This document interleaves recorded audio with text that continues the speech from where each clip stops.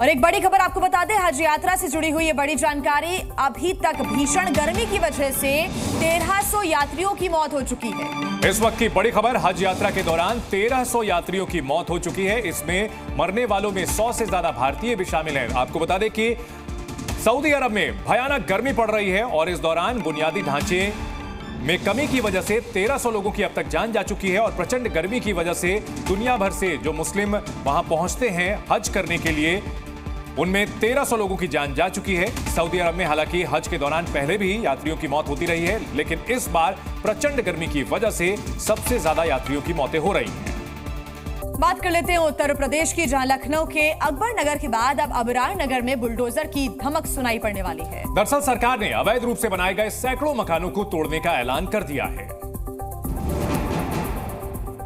ये अबरार नगर का वो इलाका है जहां कुकरेल नदी के आसपास अवैध रूप से सैकड़ों निर्माण बना लिए गए, लेकिन अब इन अवैध निर्माणों को चिन्हित कर लिया गया है, जिसके बाद किसी भी दिन यहां बुलडोजर एक्शन शुरू हो जाएगा। अवैध निर्माण हटेंगे तो कुकरेल में रिवर फ्रंट तैयार किया जाएगा। इस खबर के आने के बाद इलाके के लोगों में हड़कंप है। लोग कह रहे हैं अगर निर्माण अवैध है तो जमीन की बिक्री कैसे हो गई। पानी बिल दे रहे हैं, सब दे रहे हैं, और अंतिम में अगर आ जाए कि ये अवैध है तो कैसे अवैध है। गरीब आदमी अपने खून पसीने से कमा के किसी तरीके से उसको जमीन लिया, और जमीन अगर गलत है तो इसको रजिस्ट्री क्यों कोर्ट में हुई।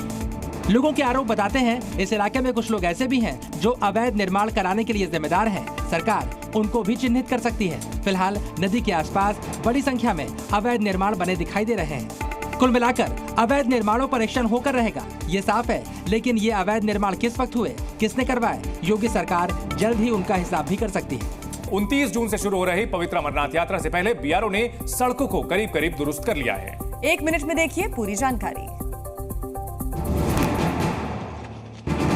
बालटाल की ओर से पवित्र अमरनाथ गुफा की तरफ जाने वाले रास्ते पर सारे इंतजाम पूरे कर लिए गए हैं। जहां जहां कमी रह गई है उन्हें पूरा किया जा रहा है। रविवार को पवित्र गुफा क्षेत्र में हल्की बर्फबारी और बारिश हुई है।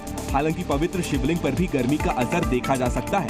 अमरनाथ यात्रा अगले हफ्ते शनिवार 29 जून को बालटाल और पहलगाम दोनों तरफ से शुरू होने जा रही है। पवित्र गुफा और यात्रा के दौरान कई लंगर स्थापित किए गए। बाकी इंतजामों को भी अंतिम रूप दिया जा रहा है। तीर्थ यात्रा के सुचारू संचालन के लिए इस साल बीआरओ ने यात्रा के मार्ग को चौड़ा किया है। यात्रा से 2 दिन पहले तक पंजीकरण करवाना जरूरी होगा, यानी 26 जून से पंजीकरण शुरू होगा।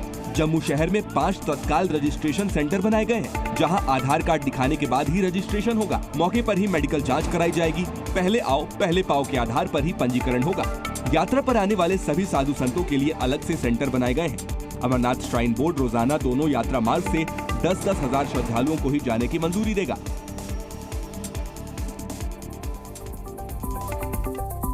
पाकिस्तान में बैठे आतंक के आकाओं ने अपने गुर्गों को उरी पार्ट 2 दोहराने का हुक्म दिया था, लेकिन घाटी में मुस्तैद सुरक्षा बलों ने आतंकियों की नापाक साजिश को नाकाम कर दिया।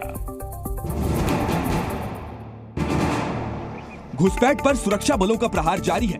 आतंक और आतंकवादियों को जम्मू कश्मीर के शेर जवानों ने नाको चने चबाने पर मजबूर कर दिया है और 2 आतंकियों को वहीं ढेर कर डाला। उत्तरी कश्मीर के उरी सेक्टर में सेना को इसकी भनक तब लगी जब उन्होंने सीमा पर संदिग्ध गतिविधियां देखी। हरकत में आए जवानों पर आतंकवादियों ने गोलीबारी शुरू कर दी, जिसके बाद सेना ने जवाबी कार्रवाई की और दोनों तरफ से तनातन घंटों तक गोलीबारी होती रही। इस ऑपरेशन में एक आतंकवादी मारा गया और उसका शव भी बरामद कर लिया गया है।